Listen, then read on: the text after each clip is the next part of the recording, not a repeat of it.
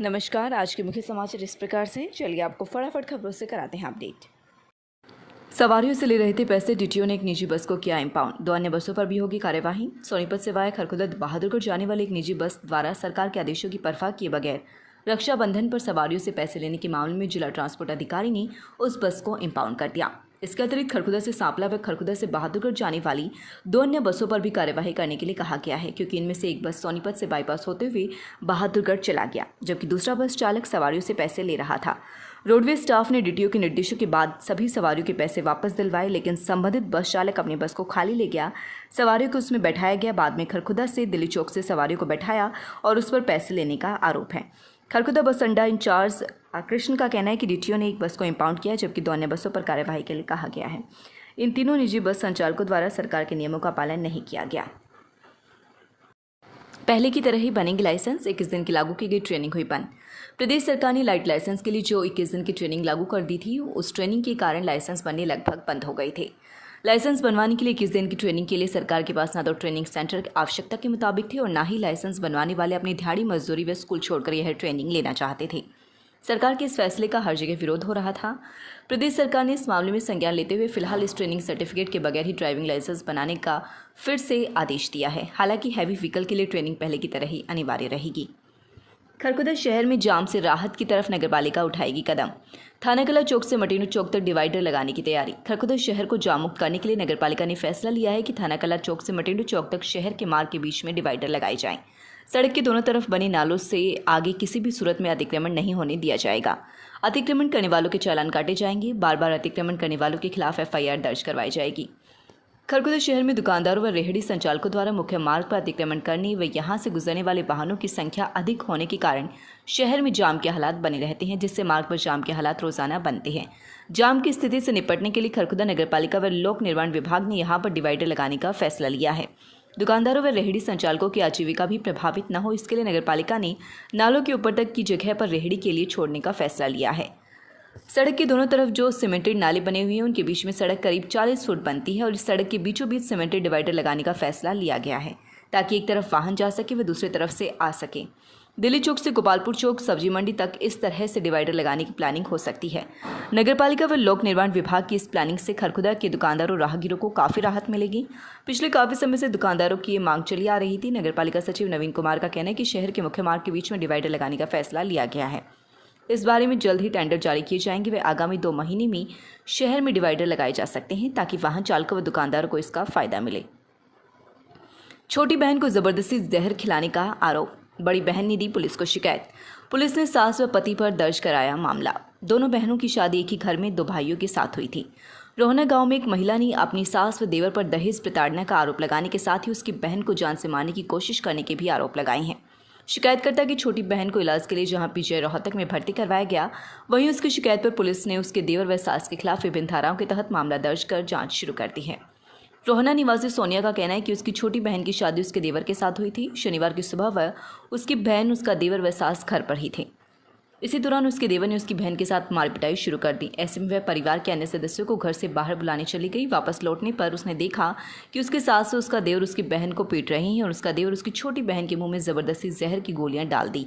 वहीं उसकी सास ने उसकी बहन के हाथों को पकड़ा हुआ है। जब उसकी बहन को उल्टियां आने लगी तो उसने शोर मचाया। ऐसे में पड़ोस के लोग एकत्रित हो गए, जिसके बाद उसकी बहन ज्योति को पहले खरखुदा के निजी हॉस्पिटल में ले जाया गया, जहां से उसे पीजीआई रोहतक रेफर किया गया है, जहां पर ज्योति का इलाज फिलहाल चल रहा है। सोनिया का आरोप है कि उसकी बहन को पहले भी प्रताड़ित किया जाता रहा है, लेकिन कुछ दिनों के बाद फिर से वह उसकी बहन के साथ मारपीट करने लगते थे। थाने प्रभारी विवेक मलिक का कहना है कि इस बार सोनिया की शिकायत पर ज्योति के सास उसके पति के खिलाफ मामला दर्ज कर लिया है। जल्द ही आरोपियों को गिरफ्तार किया जाएगा। ज्योति को पीजीआई में इलाज चल रहा है, जिसकी हालत अभी गंभीर बताई जा रही है। खरखुदा में जहर के एक साथ 2 मामले पहुंचे अस्पताल। शहर के दिल्ली मार्ग पर एक युवती संदिग्ध हालत में मिली। लोगों द्वारा पुलिस को सूचना देने पर पुलिस ने एक युवती को खरखुदा के सामुदायिक स्वास्थ्य केंद्र में भर्ती करवाया, जबकि एक युवक भी सीएचसी में ही गंभीर हालत में भर्ती मिला। दोनों ही जींद के निवासी बताए जा रहे हैं। युवती के अपहरण का मामला जींद की पुलिस चौकी में उसके पिता द्वारा दर्ज करवाया गया है। पुलिस मामले की जाँच में जुट गई है। शनिवार की सुबह शहर के दिल्ली मार्ग पर एक गली के कोने पर बदहवास हालत में एक युवती खड़ी थी। आसपास के लोगों ने जब उसे देखा तो उसकी हालत को देखते हुए एम्बुलेंस व पुलिस को सूचना दी। सूचना पाकर पुलिस मौके पर पहुंची और उसे सीएचसी खरखुदा में भर्ती करवाया, जहां पर पुलिस को पता चला कि उसके साथ एक लड़का और था जो कि पहले से ही सीएचसी में इलाज के लिए भर्ती है। दोनों जहर खाए हुए थे। पुलिस जाँच में सामने आया कि युवती 4 दिन से जींद स्थित अपने घर से लापता है और उसके पिता द्वारा उसके अपहरण का मामला दर्ज करवाया गया है। सीएचसी में चिकित्सकों द्वारा दोनों को प्राथमिक उपचार देने के बाद पीछे रोहतक रेफर किया गया है।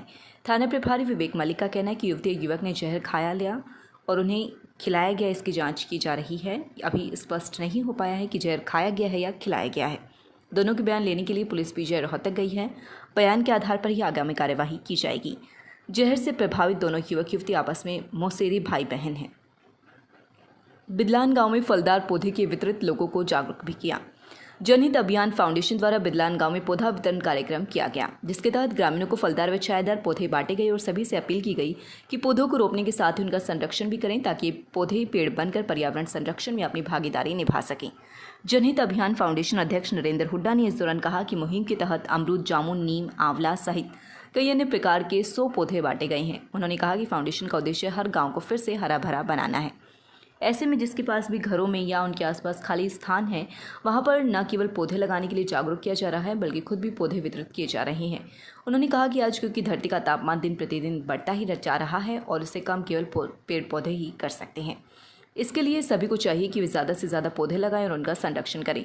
इस अवसर पर कोच राजेश मलिक, भूमित दहिया, ईशु रेवाड़, राहुल दहिया, अनिल, सागर, वीरेंद्र, सागर, अंकित व विकास उपस्थित रहे।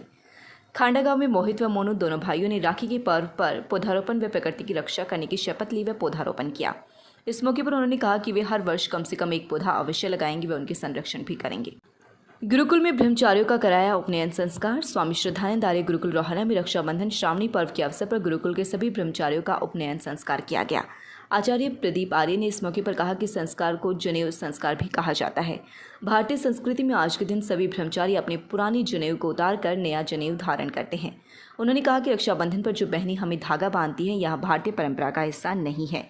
हमारी शुद्ध परंपरा जनेऊ धारण की है, वहीं से परंपरा चली आ रही थी। उन्होंने बताया कि जनेऊ में 3 धागे होते हैं, जिनमें एक धागा माता पिता के ऋण के रूप में होता है जो माता पिता की सेवा करने से उतरता है। दूसरा धागा आचार्यों के ऋण के रूप में होता है जो गुरु के बताए मार्ग पर चलकर हमें लग्नशील शिक्षा ग्रहण करने से उतरता है।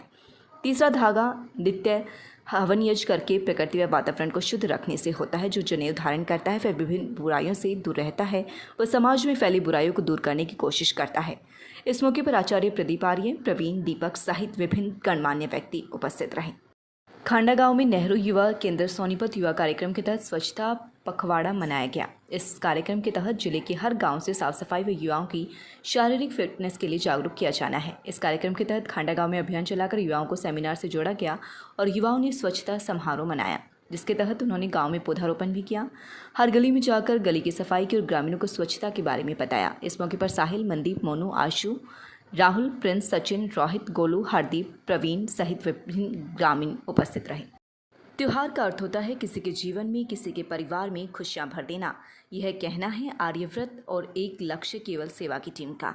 इसी कथन को सार्थक करते हुए धमल, फौजी, पीपली और संजीत दहिया के नेतृत्व में टीमें पहुंची सिसाना गांव में स्थित वृद्ध आश्रमों में और वहां पर उन्होंने शिवम कौशिक की देखरेख में बुजुर्गों को फल, मिठाइयाँ, बिस्किट, फलों का रस इत्यादि भेंट कर आश्रम में रहने वाली महिलाओं से राखी बंधवा कर पर्व मनाया।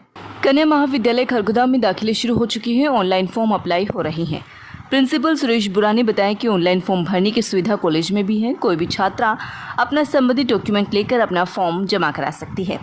फीस 2 सितंबर से जमा होगी, वह भी उन छात्राओं की जमा होगी जिनका दाखिला सूची में नाम आएगा।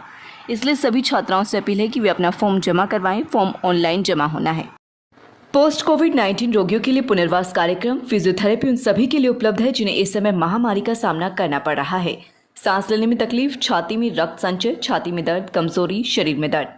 Consult doctor Jagjit Singh, physiotherapist, tulip hospital Sonipat. पद की खरखुदा शाखा डॉक्टर अमर सेठी अस्पताल में भी डॉक्टर अनुराग अरोड़ा से सोमवार, बुधवार व शुक्रवार तथा डॉक्टर अनुपमा सेठी अरोड़ा से रविवार व बुधवार को संपर्क कर अपनी बीमारी साझा कर इलाज करवा सकते हैं। फिर एक माता पार्क है हमारे गांव में। जिस दिन से गांव बसा वो नए नाज का हर एक गांव में गुलगुले चढ़ते हैं, बड़ी मान्यता जगह होती है, वो निर्माण करवाया। माता का पार्क है स्कूल के सामने। लगातार खबरों से अपडेट रहने के लिए चैनल को सब्सक्राइब जरूर करें। समाचार व विज्ञापन के लिए नीचे दिए गए नंबर पर संपर्क करें।